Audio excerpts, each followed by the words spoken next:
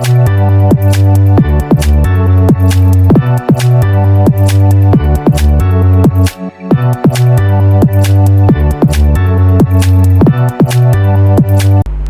students and all the viewers, welcome to my channel Physics with Mohammad Arfat Khan. चलें जनाब, आज आपको टाइटल देखने के बाद अंदाज़ा हो गया होगा और बहुत सारे स्टूडेंट्स को खुशी भी हो गई होगी। इंटर को स्टार्ट किया, चैप्टर को स्टार्ट किया और चैप्टर का नंबर था chapter number 14 magnetism and chapter 13 को मैं ऑलरेडी कवर करवा चुका हूं। चैप्टर 13 का मतलब करंट, इलेक्ट्रिसिटी, पूरा चैप्टर मेरा इस चैनल पर वीडियो यानी कि टॉपिक वाइज अपलोड हुआ है।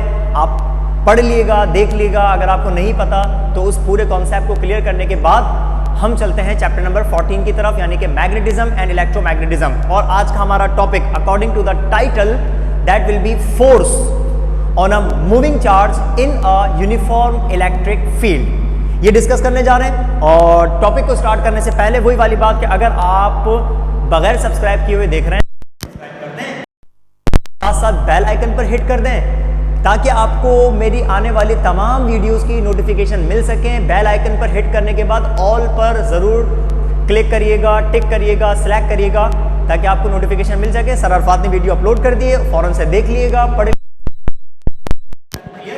कर लीजिएगा। ठीक है जनाब, ये रहा हेडिंग, टॉपिक की हेडिंग। और कुछ कंडीशंस मैं आपके सामने पहले बना रहा हूँ। पहले आपको एक बात समझाता हूँ, उसके बाद हम चलते हैं टॉपिक की तरफ। ये देखें, ये मैंने इलेक्ट्रिक फील्ड ड्रॉ करी, पॉजिटिव प्लेट, नेगेटिव प्लेट, इनके बीच में कौन सी field? Electric field. Positive plate, negative plate, इनके बीच में भी कौन सी field? Electric field. Then north pole, south pole, north pole, south pole, और इस रीजन में और इस रीजन में कौन सी फील्ड्स?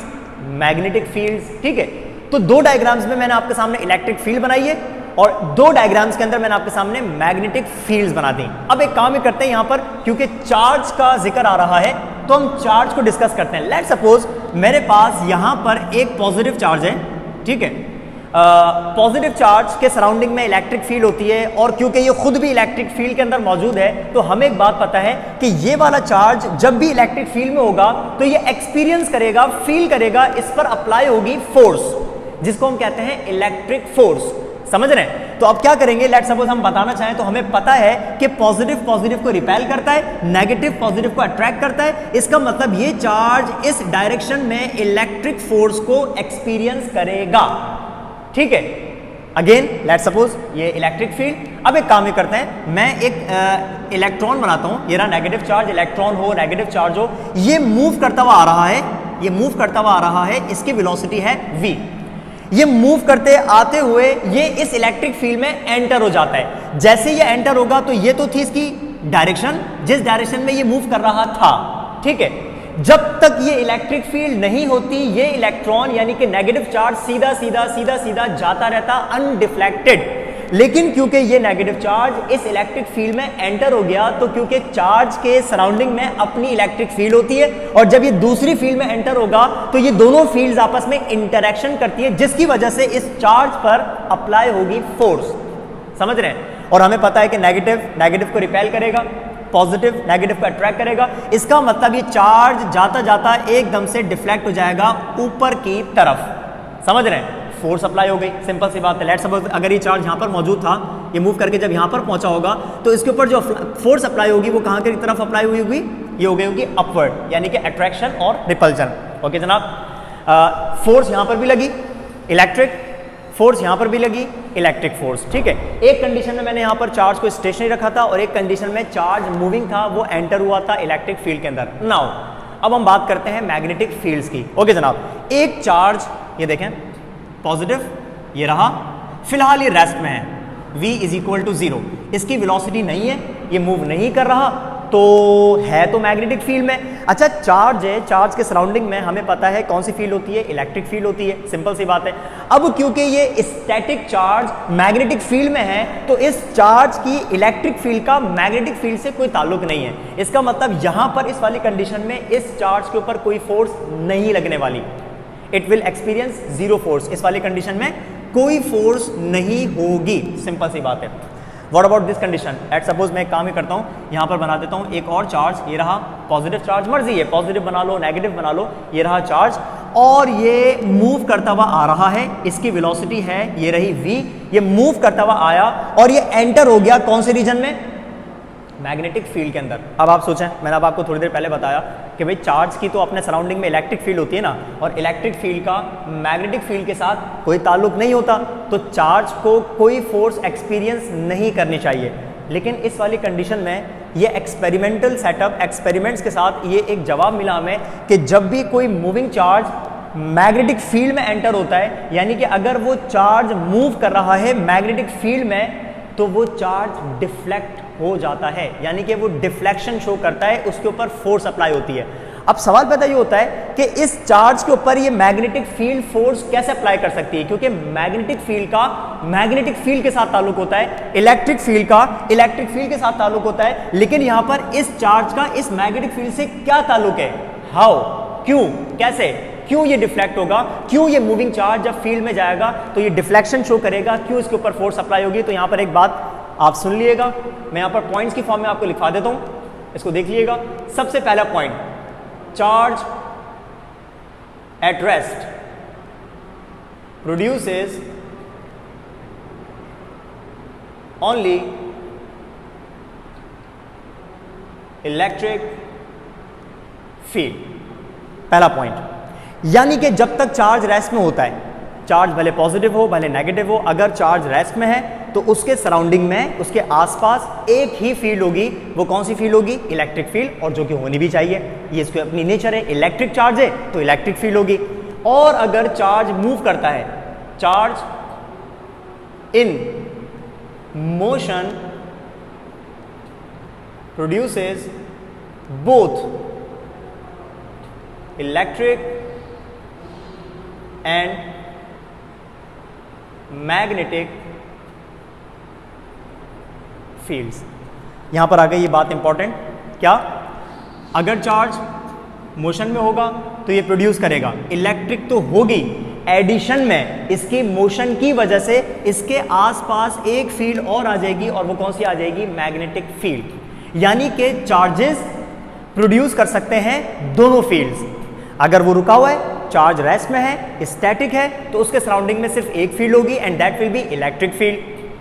और अगर चार्ज मूव कर रहा है, मोशन में है, तो उसके सराउंडिंग में एडिशन में एक फील्ड और आ जाती है, जिसको हम क्या बोलते हैं, मैग्नेटिक फील्ड। बात समझ आई। अब आप सोचें यहां पर वही वाला सवाल कि अगर ये चार्ज मूव करता हुआ इस फील्ड में जा रहा है, और फील्ड कौन सी है, मैग्नेटिक फील्ड है, तो इस चार्ज का इस मैग्नेटिक फील्ड के साथ क्या ताल्लुक है जो इसके ऊपर फोर्स अप्लाई हो रही है, तो ये रहा ताल्लुक।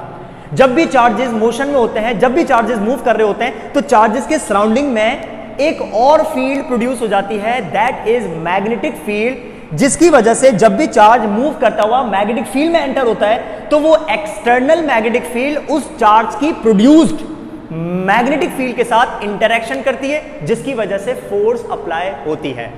समझ आई बात। अब देखें, हेडिंग को गौर से देखते हैं, क्या, फोर्स किसके ऊपर, मूविंग चार्ज के ऊपर। समझ रहे हैं, यहां पर नहीं होगी, क्योंकि चार्ज रेस्ट में है, तो उसके पास सिर्फ कौन सी फील्ड है, सिर्फ इलेक्ट्रिक फील्ड है, तो कोई फोर्स नहीं है, क्योंकि इलेक्ट्रिक चार्ज और ये मैग्नेटिक फील्ड में स्टेशनरी है, रुका हुआ है, नो फोर्स। यहां पर है क्योंकि ये मूव करता हुआ एंटर हुआ, और मूविंग की वजह से इसके पास कौन सी फील्ड आ गई, मैग्नेटिक फील्ड आ गई, तो इसकी अपनी फील्ड और ये एक्सटर्नल आपस में इंटरेक्शन करेंगे, तो इसके ऊपर क्या अप्लाई होगी, फोर्स अप्लाई होगी। तो देखें, फोर्स किस पर, ऑन अ मूविंग चार्ज, कब, जब ये मूव करेगा in a uniform magnetic field. This is our topic. अब हम डिस्कस करने जा रहे हैं कि ये जो चार्ज जब भी मूव करेगा किसी भी एक्सटर्नल मैग्नेटिक फील्ड में, तो उसके ऊपर जो फोर्स अप्लाई होती है वो किन फैक्टर्स पर डिपेंड करती है, क्या फॉर्मूला होता है, मैग्नीट्यूड क्या होता है, डायरेक्शन क्या होती है, इस सारी कंडीशन को हम डिस्कस करने जा रहे हैं। कंटिन्यू करते हैं। कंडीशन क्या लिखेंगे कि हमारे पास कंडीशन ये आ रही है कि व्हेन अ चार्ज, और चार्ज को ऑब्वियस सी बात है हम रिप्रेजेंट करते हैं Q से, when a charge Q moves with velocity, और वेलोसिटी को हम रिप्रेजेंट करते हैं v से, वेलोसिटी v, कहां पर मूव करेगा ये charge, in a uniform magnetic field. Magnetic field को हम रिप्रेजेंट करते हैं कैपिटल B के साथ, ठीक है। इलेक्ट्रिक फील्ड को हम रिप्रेजेंट करते हैं E से, जबकि मैग्नेटिक फील्ड को हम रिप्रेजेंट करते हैं कैपिटल बी के साथ, simple. So electric field and magnetic field, ठीक है। तो आगे कंडीशन को क्या लिखेंगे कि when a charge q moves in with velocity v in a uniform magnetic field it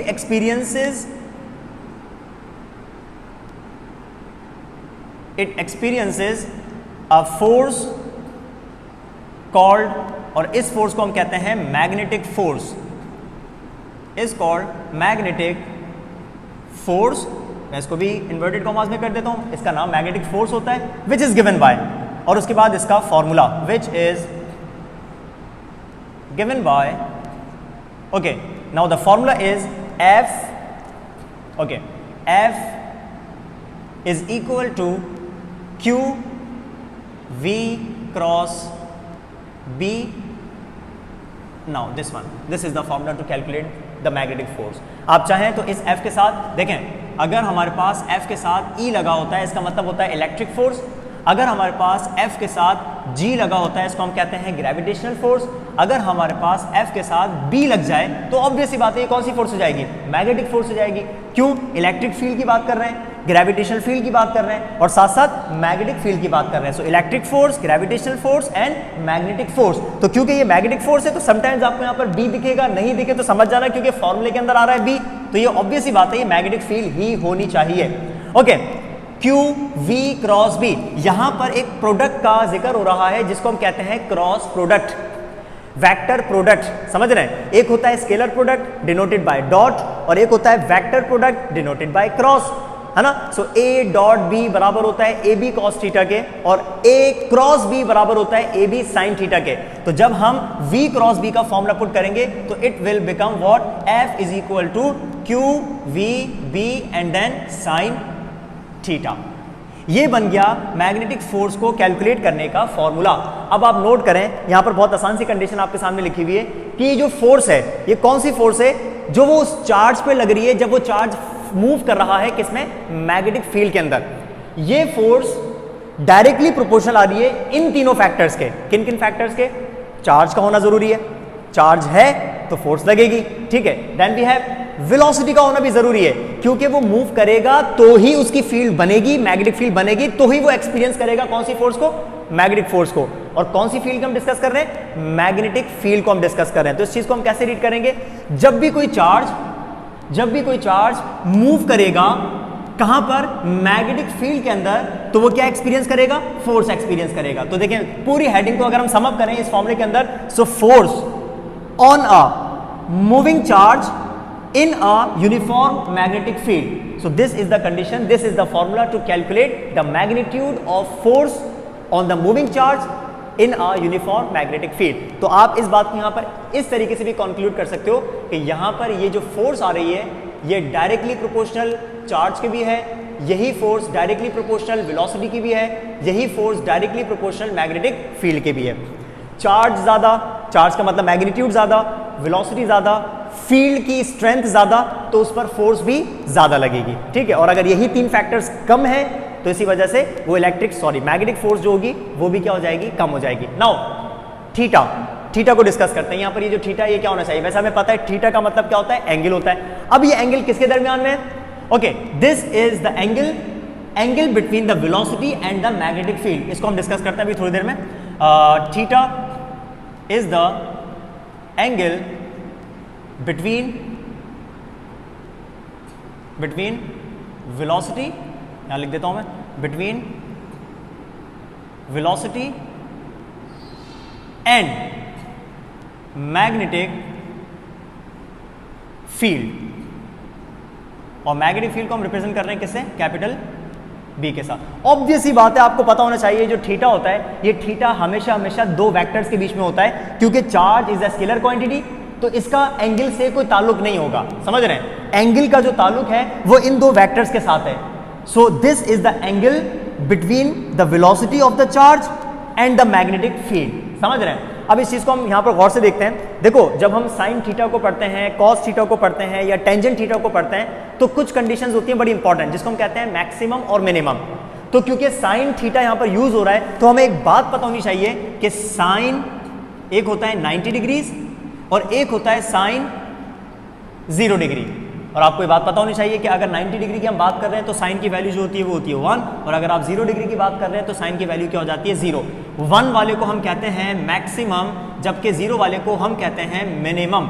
simple सी बात है। और क्योंकि अब ये साइन थीटा इस फॉर्मूले के अंदर आ रहा है, इसका मतलब मैग्नेटिक फोर्स मैक्सिमम भी हो सकती है और मैग्नेटिक फोर्स मिनिमम भी हो सकती है। अब इस चीज को हम डिस्कस करते हैं। मैं यहां पर हेडिंग डाल देता हूं कि ये मैग्नेटिक फोर्स मैक्सिमम कब होगी और यही मैग्नेटिक फोर्स मिनिमम कब होगी। सो सबसे पहले हम डिस्कस कर लेते हैं मैक्सिमम फोर्स को। और ऑब्वियस सी बात है, ये फोर्स कौन सी वाली है, वो जो चार्ज एक्सपीरियंस कर रहा है। सिंपल सी बात है। देखें भाई, आप इसकी डायग्राम किस तरीके से बना सकते हैं। लेट्स सपोज मेरे पास ये रही मैग्नेटिक फील्ड की डायरेक्शन, ठीक है, this is B. We are not talking about the electric field, we are now dealing with magnetic field. तो ये देखिए, ये जो फील्ड मैंने बनाई, ये जो एरोज मैंने बनाए, ये किसकी डायरेक्शन को रिप्रेजेंट कर रहा है, मैग्नेटिक फील्ड की डायरेक्शन को। लेट्स सपोज हमारे पास एक चार्ज है, ये रहा एक charge. Charge can be positive and it can B negative. ये मूव करता हुआ आ रहा है ऐसे, ऐसे मूव करता हुआ आ रहा है, ठीक है। अब क्योंकि ये मूव करता हुआ आ रहा है, इसकी आगे ये रही वेलोसिटी, तो कंडीशन चेक करें, वेलोसिटी और मैग्नेटिक फील्ड में आपस में क्या एंगल बनना चाहिए। फील्ड आ रही है इस तरफ, जबकि वेलोसिटी की डायरेक्शन है डाउनवर्ड, तो ये क्या बन गया आपस में, परपेंडिकुलर। और परपेंडिकुलर की कंडीशन में हमेशा एंगल जो होता है वो हमेशा होता है 90 डिग्रीज। इसका मतलब यहां पर चार्ज की वेलोसिटी मैग्नेटिक फील्ड के परपेंडिकुलर है, यानी कि 90 डिग्री का एंगल बन रहा है। और जब भी हम 90 डिग्री को डिस्कस करेंगे तो हम किस चीज को डिस्कस करते हैं, मैक्सिमम, खास तौर पे जब हम साइन को डिस्कस कर रहे होते हैं। ओके, तो आप इस चीज को यहां पर कैसे लिखेंगे, if the charge moves perpendicular or across the field, the force is maximum। आसान सी बात। तो जब भी चार्ज मैग्नेटिक फील्ड के परपेंडिकुलर मूव करेगा तो इस कंडीशन पर चार्ज पर सबसे ज्यादा फोर्स लगेगी, मैक्सिमम फोर्स लगेगी। और इस चीज को आप कैसे लिखेंगे, ये देखें, F is equal to Q V B sine theta. आप थीटा की वैल्यू पुट करें, थीटा यहां पर कितना गिवन है, 90 degree, Q V B sine 90 degrees, और साइन 90 की वैल्यू क्या होती है 1। तो हम क्योंकि 1 नहीं लिखते तो यहां पर आपका जो आंसर बचेगा that will be what, that will be QVB. This force is called maximum force. Simple. So the force on the moving charge will be maximum if it moves perpendicular to the field, if it moves across the field. Simple. तो अगर charge magnetic field के perpendicular move करेगा, across move करेगा, तो उस charge पर maximum force apply होती है according to the condition of function. और फंक्शन यहां पर कौन है, साइन। ओके, यहां पर चेक करें। लेट्स सपोज अगर हम फील्ड को बना देते हैं डाउनवर्ड, ये रही फील्ड, ये रही फील्ड, मैग्नेटिक फील्ड है, एक चार्ज है नेगेटिव, और ये चार्ज मूव करता हुआ ऐसा जा रहा है। ये देखें, वेलोसिटी की डायरेक्शन इस तरफ और फील्ड की डायरेक्शन डाउनवर्ड। तो अभी भी तो ये परपेंडिकुलर मूव कर रहा है ना, इधर भी परपेंडिकुलर मूव कर रहा है, इधर भी परपेंडिकुलर, यानी कि अक्रॉस मूव कर रहा है। तो इन दोनों कंडीशंस में चार्ज के ऊपर जो फोर्स लगेगी दैट विल बी मैक्सिमम। तो अगर चार्ज मैग्नेटिक फील्ड के परपेंडिकुलर मूव करेगा तो it will experience maximum force. Now let's discuss the second part and that will be minimum force, और it can be called as zero force. और ये कब होगा, जब एंगल क्या बनेगा, 0 डिग्री। तो मैं काम ही करता हूँ, यहीं पर ही लिख देता हूँ मैक्सिमम फोर्स। आप लोगों ने मतलब आपके पास ऑप्शन होता है, जाहिर सी बात है यूट्यूब के ऊपर आप रोक के जो है वो स्क्रीनशॉट वगैरह ले सकते हैं। तो क्योंकि आप लोग कर सकते हो तो मैं यहाँ पर डायरेक्टली लिख देता हूँ मिनिमम फोर्स के बारे में। नाउ मिनिमम फोर्स, ये आ गया मिनिमम। हाँ भाई, जब हम मिनिमम फोर्स के बारे में लिखेंगे तो क्या लिखेंगे, if the charge moves parallel, है ना, 90 डिग्री का मतलब होता है परपेंडिकुलर, और 0 डिग्री का मतलब क्या होता है, पैरेलल। इसका मतलब यहां पर ये हट जाएगा, परपेंडिकुलर हट जाएगा, इसकी जगह टर्म आ जाएगी जिसको हम कहते हैं पैरेलल। ये आ गया पैरेलल। तो अगर चार्ज मूव कर रहा है पैरेलल, और पैरेलल को हम बोलते हैं अलोंग द फील्ड, अलोंग यानी कि फील्ड की ही डायरेक्शन में जा रहा है। अगर वर्ड अक्रॉस का आएगा तो अक्रॉस का मतलब होता है परपेंडिकुलर, और अगर वर्ड अलोंग आ रहा है, अलोंग का मतलब क्या हो जाएगा, पैरेलल। सिंपल सी बात है, ठीक है ना। तो it will experience minimum force, यहां पर आ जाएगा मिनिमम। और मिनिमम को हम कह देंगे और 0, ये आ गया 0। समझ रहे हैं? तो भाई डायग्राम को भी चेंज कर देते हैं। डायग्राम में कंडीशन क्या आ जाएगी?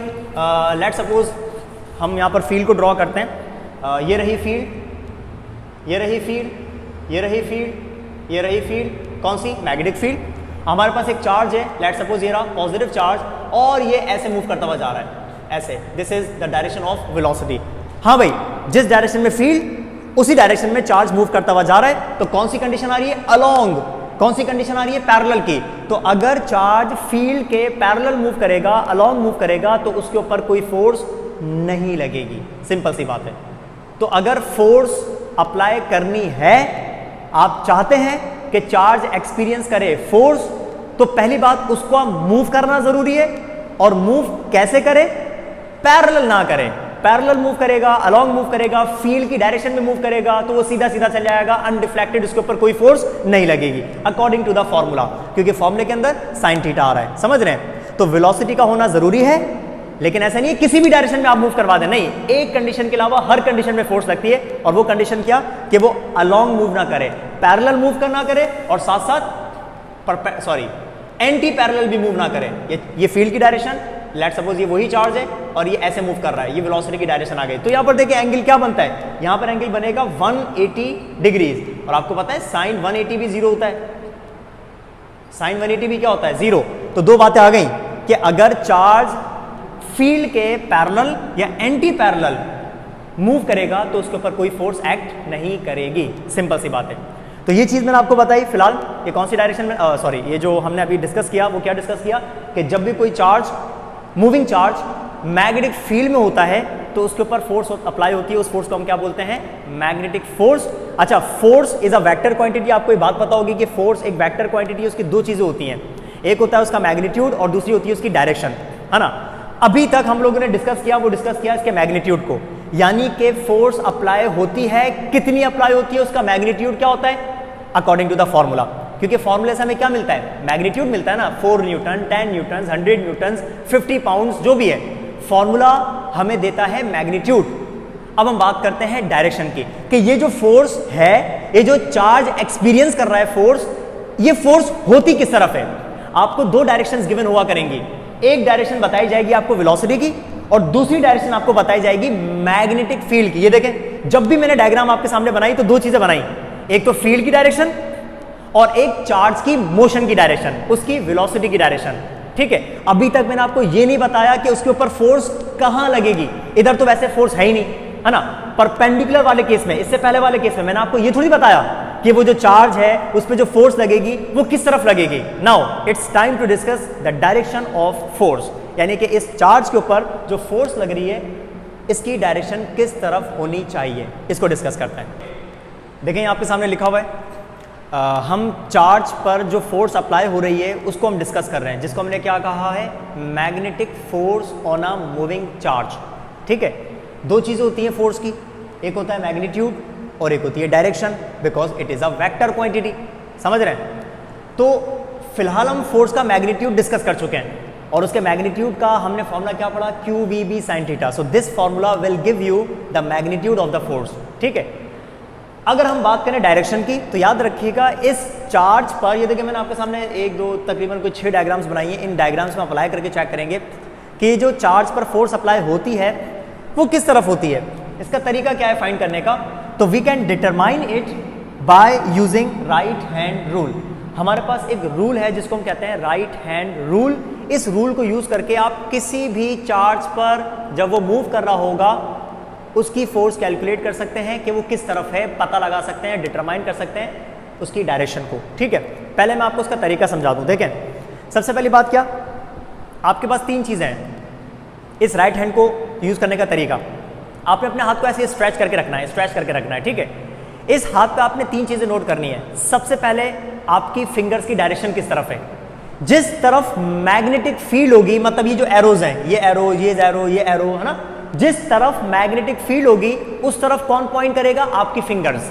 यानी कि आपने अपने फिंगर्स को वहीं प्लेस करना है, उसी तरफ रखना है जिस तरफ मैग्नेटिक फील्ड है। पहला स्टेप। नंबर 2, उसके बाद चार्ज की आती है वेलोसिटी की डायरेक्शन, और उस वेलोसिटी की डायरेक्शन में आपने पॉइंट करना है आपके थंब को। समझ रहे हैं? तो फिंगर्स किस तरफ होंगी? फील्ड की डायरेक्शन में, और ये थंब किस तरफ होगा? चार्ज की वेलोसिटी की डायरेक्शन में। एक चीज और बच गई, and that is the direction of palm. देखें, अगर ये मेरी हथेली है, पाम है, अगर मैंने इसको इस तरफ रखा हुआ है यूं, इसका मतलब वो किस तरफ इशारा कर रही है? ऊपर। इसका फेस किस तरफ है? अपवर्ड। इसका मतलब ये पाम की डायरेक्शन परपेंडिकुलर अपवर्ड। अगर मैंने इसको यूं करके लिखा हुआ है, इसका मतलब ये पाम की डायरेक्शन किस तरफ है? इस तरफ। तो सबसे लास्ट में जिस तरफ आपके पाम की डायरेक्शन होगी, जिस तरफ इसका फेस होगा, उस ही तरफ उस चार्ज पर लगेगी फोर्स। कितनी चीजें? 3 चीजें। फिंगर्स की डायरेक्शन फील्ड की तरफ, थंब की डायरेक्शन वेलोसिटी की तरफ, चार्ज की वेलोसिटी की तरफ, और ये पाम आपको बता देगा सबसे लास्ट में कि उसकी फोर्स किस तरफ है, किस तरफ उसके ऊपर फोर्स लग रही है। अप्लाई करके चेक करते हैं। अच्छा, एक बात और, 2 चार्जेस होती हैं, नेचर चेंज है, जाहिर सी बात है। तो हम यहां पर क्या करेंगे? पॉजिटिव चार्ज के लिए राइट हैंड रूल यूज करेंगे, और नेगेटिव चार्ज के लिए हम लेफ्ट हैंड यूज करेंगे। सेम कंडीशंस होंगी, बस अप्लाई ये करेंगे। अगर पॉजिटिव चार्ज है तो we will use our right hand, और अगर नेगेटिव चार्ज है तो we will use what? Left hand. Same conditions में। चलें अप्लाई करके चेक करते हैं। ये देखें भाई, फील्ड कहां की तरफ है? डाउनवर्ड। इसका मतलब मुझे अपने फिंगर्स को नीचे की तरफ पॉइंट करना है, और वेलोसिटी कहां है? राइटवर्ड। ठीक है, अब मैं इसको किस तरीके से पॉइंट करूं? ये देखें, इस तरीके से। ये देखें, आप इसको अप्लाई करके चेक कर लें। मैग्नेटिक फील्ड किस तरफ है? डाउनवर्ड। ये देखें मेरी फिंगर्स किस तरफ है? डाउनवर्ड। और इसकी वेलोसिटी किस तरफ है? राइटवर्ड। यानी कि ये देखें मेरा थंब इसकी वेलोसिटी की डायरेक्शन में है। अब आप ये चेक करो, मेरी पाम की डायरेक्शन किस तरफ है? मेरे पाम की डायरेक्शन है इस तरफ, अंदर की तरफ। मतलब ये यू है, इस साइड। इसका मतलब यहां पर जो फोर्स अप्लाई होगी इस चार्ज पर, वो पता है किस तरफ होगी? Into the plane. समझ रहे हैं? पहले इस बात को मैं यहां पर लिख देता हूं। Force into the plane. सबसे पहली कंडीशन में जो फोर्स अप्लाई हो रही है वो कहां की तरफ हो रही है? Into the plane. देखो ये प्लेन है ना, ये बोर्ड का प्लेन है। इसकी 2 चीजें हैं, एक होता है आउट ऑफ द प्लेन, और एक होता है इनटू द प्लेन, अंदर की तरफ। जाहिर सी बात है, हमारे पास 3 एक्सिस होते हैं, एक एक्स एक्सिस, एक वाई एक्सिस, और एक होता है जेड एक्सिस। समझ रहे हैं? तो यहां पर जो फोर्स अप्लाई होती है ना, वो फोर्स हमेशा वेलोसिटी और फील्ड के दोनों के परपेंडिकुलर होती है। अगर एक चीज वाई एक्सिस पर है और दूसरा फैक्टर एक्स एक्सिस पर है, तो ऑब्वियस सी बात है तीसरा फैक्टर कहां होगा? जेड एक्सिस पर होगा। इसका मतलब ये फोर्स कहां पर है? Into the plane. और इनटू द प्लेन कौन सा एक्सिस होता है? जेड एक्सिस होता है। समझ रहे हैं? ये वाला प्लेन कौन सा होता है? ये जेड एक्सिस होता है। सेकंड वाले के ऊपर अप्लाई करते हैं। ओके, अगेन मुझे अपने फिंगर्स को किस तरफ पॉइंट करना है? बी की डायरेक्शन में, और अपने थंब को किस तरफ पॉइंट करना है? वेलोसिटी की डायरेक्शन में। ये देखें इस तरीके से, समझ आ रही है? ये देखें मेरी फिंगर्स पॉइंट कर रही है फील्ड की डायरेक्शन में, और वेलोसिटी कहां की तरफ है? डाउनवर्ड। ओके, अब मेरी पाम की डायरेक्शन चेक करो, ये कहां की तरफ आ रही है? बाहर, इस तरफ, आपकी तरफ, है ना? इसका मतलब मैं कहूंगा इस चार्ज पर फोर्स अप्लाई हो रही है आउट ऑफ द प्लेन। तो अगर मेरी पाम यू होगी, इसका मतलब आउट ऑफ द प्लेन, और अगर ये पाम की डायरेक्शन यू है, इसका मतलब इनटू द प्लेन। तो इस चार्ज पर जो फोर्स अप्लाई हो रही है वो किस तरफ हो रही है? Force out of the plane. Force out of the plane according to right hand. Third वाली को चेक करते हैं। थर्ड वाली में नेगेटिव चार्ज है, तो मैं अपना राइट हैंड यूज नहीं करूंगा, मैं अपना यूज करूंगा लेफ्ट हैंड। कंडीशन सेम है। ओके जनाब, ये देखें, परफेक्ट है ना? फील्ड की डायरेक्शन में मेरी फिंगर्स आ गई, और इसकी वेलोसिटी की डायरेक्शन में मेरा थंब आ गया, और मुझे बताएं मेरे पाम की डायरेक्शन किस तरफ है? इस तरफ है। इसका मतलब इस चार्ज पर जो फोर्स अप्लाई होगी वो किस तरफ होगी? इनटू द प्लेन, अंदर की तरफ अप्लाई होगी। इसका मतलब अगर ये चार्ज यू मूव करता हुआ आ रहा होगा तो ये अंदर की तरफ डिफ्लेक्ट हो जाएगा, ऐसे करके, इनटू द प्लेन। तो मैं यहां पर क्या लिखूंगा? Force into the plane. समझ रहे हैं? तो इस कंडीशन में फोर्स अप्लाई हो रही है इनटू द प्लेन, इस कंडीशन में फोर्स अप्लाई हो रही है आउट ऑफ द प्लेन, इस कंडीशन में फोर्स अप्लाई हो रही है इनटू द प्लेन। अब next 3 conditions, the remaining conditions. अब आप बोलेंगे सर यहाँ पर तो एरोज नजर ही नहीं आ रहे हमें, यहाँ तो आपने कोई गेम शेम बनाया हुआ है, शायद डॉट्स बनाए हुए हैं, क्रॉसेस बनाए हुए हैं, फिर डॉट्स बनाए हुए हैं, क्या आपका कोई गेम खेलने का मूड है? नहीं, मेरा कोई फिलहाल गेम खेलने का मूड नहीं है। मैं आपको समझाता हूँ कि आपने यहाँ पर डॉट्स और यहाँ पर क्रॉस क्यों पुट किए हैं। देखें भाई, लेट सपोज ये एक एरो है, गौर से सुनिएगा, ये एक एरो है।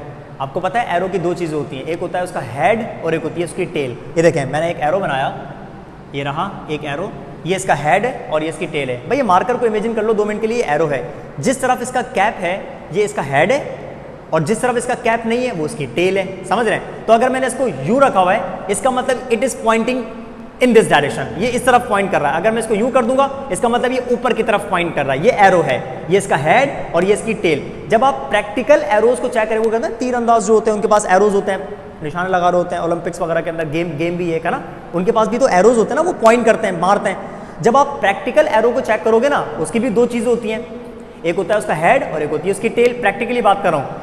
लेट्स सपोज मेरे पास प्रैक्टिकल एरो है। जब मैं इस एरो को अपनी तरफ यूं करके चेक करूंगा ना, यूं करके इस तरफ, जब ये मेरी तरफ पॉइंट कर रहा होगा, आपको पता है आगे से जो उसकी निब होती है वो बड़ी शार्प होती है। पॉइंट वो घुसता है, पेनिट्रेट करता है, तो ये इसका जो निब होती है वो क्या होती है, बड़ी शार्प। जब मैं इसको यूं करके चेक करूंगा अपनी तरफ, मेरी तरफ पॉइंट करेगा तो मुझे डॉट नजर आ रहा होगा। यानी कि अगर कोई भी एरो मेरी तरफ आ रहा होगा, मेरी तरफ पॉइंट करेगा तो मुझे क्या दिखेगा, डॉट, क्योंकि वो शार्प होता है यहां से, है ना, नोकीला होता है, शार्प होता है। और जब मैं इसको बैक साइड से देखूंगा, अगर ये एरो मुझसे दूर जा रहा है तो मुझे दिखेगा पीछे प्रैक्टिकली इसके बना होता है क्रॉस। कभी भी चेक कर लेना, अगर आपको मौका मिले, कोई गेम खेलें आप, तो प्रैक्टिकल जो एरोज होते हैं वो इस तरीके से होते हैं। जिस तरफ हेड होता है आप उसको करके देखिएगा, आपको डॉट नजर आएगा, शार्प, उसकी शार्पनेस। और जब आप उसको बैकवर्ड देखेंगे, यानी कि वो आपसे दूर जाएगा, तो आपको क्या दिखेगा, हाँ भी मुझे क्रॉस दिख रहा है, इसका मतलब वो मुझसे दूर जा रहा है। चलें भाई, जिस डायग्राम में मैंने बहुत सारे डॉट्स बनाए ना, ये सारे के सारे एरोज हैं। ये भी एरो है, ये भी एरो है, ये सारे के सारे क्या हैं, एरोज हैं। ये देखें, इधर ये एरो कैसे रखा हुआ है, ऐसे करके बताया था ना मैंने आपको, ये हेड है, ये ऐसे करके रखा हुआ है। इधर यहाँ पर ये एरोज किस तरफ हैं, इस तरफ हैं, ऐसे करके नीचे वाई एक्सिस पर। इधर ये एरोज किस तरफ हैं, ऐसे ऊपर की तरफ, वाई एक्सिस के ऊपर, ठीक है ना। इधर ये एरोज किस तरफ है, ये एरो पता है कैसे है, ये ऐसे यूं करके देखो। अगर जब आप इस एरो को यूं करके देखोगे, अगर प्रैक्टिकली मैं यूं करके देखूं, तो मुझे क्या दिखना चाहिए, डॉट ना। इस एरो का डॉट दिखेगा, इसका भी डॉट दिखेगा। इसका मतलब ये सारे एरो बाहर की तरफ आ रहे हैं, यानी कि इस फील्ड में भी रीजन है, और ये इस फील्ड में रीजन कहां की तरफ है, ना तो ये एक्स पर है ना ये वाई पर है, बल्कि इस बार ये फील्ड कहां की तरफ है, जेड एक्सिस पर। तो यहां पर जो फील्ड एग्जिस्ट कर रही है वो कहां पर एग्जिस्ट कर रही है, आउट ऑफ द प्लेन। समझ रहे हैं। तो मैं यहां पर पहले लिख देता हूं, यहां पर बी जो है वो कहां पर है, बी आउट, नहीं इसको अलग करके लिखता हूं ताकि आप कहीं ना समझे, बाउट लिख दिया मैंने, बी यानी कि B for magnetic field out of plane. यानी कि इस कंडीशन में, फोर्थ कंडीशन में, यहां पर जो फील्ड है वो कहां की तरफ है, out of the plane, out of the plane, out of the plane और आउट ऑफ द प्लेन। चले भाई एक चार्ज बनाते हैं। देखें, ये रहा हमारे पास एक पॉजिटिव चार्ज, और ये ऐसे मूव करता हुआ इसमें एंटर हुआ, ऐसे मूव करता हुआ जा रहा है। अप्लाई करें राइट हैंड रूल। सबसे पहले मुझे फिंगर्स को फील्ड की डायरेक्शन में रखना है, और क्योंकि डॉट्स हैं तो डॉट का मतलब क्या हो जाएगा, फील्ड कहां की तरफ है, out of the plane. Okay जनाब, लुक एट दिस, वेलोसिटी की डायरेक्शन में मेरा थंब इस तरफ, ये देखें, और फील्ड क्योंकि बाहर है, आउट ऑफ द प्लेन, ये देखें बिल्कुल परफेक्ट आ गया। अब मुझे चेक करके बताएं मेरा पाम किस तरफ शो कर रहा है, किस तरफ फेस है उसका, नीचे की तरफ, ऐसे नीचे की तरफ। इसका मतलब इस चार्ज पर जो फोर्स अप्लाई होगी वो कहां की तरफ अप्लाई हो जाएगी, डाउनवर्ड। ये आ गया फोर्स की डायरेक्शन, लिखने की जरूरत ही नहीं है क्योंकि आपको फोर्स बनी भी नजर आ गई। तो फोर्स एक्टिंग वर्टिकली डाउनवर्ड्स, ठीक है। तो डॉट्स का मतलब क्या हो जाएगा कि उस पूरे रीजन में फील्ड है, और डॉट ये शो कर रहे हैं कि फील्ड कहां की तरफ है, आउट ऑफ द प्लेन है।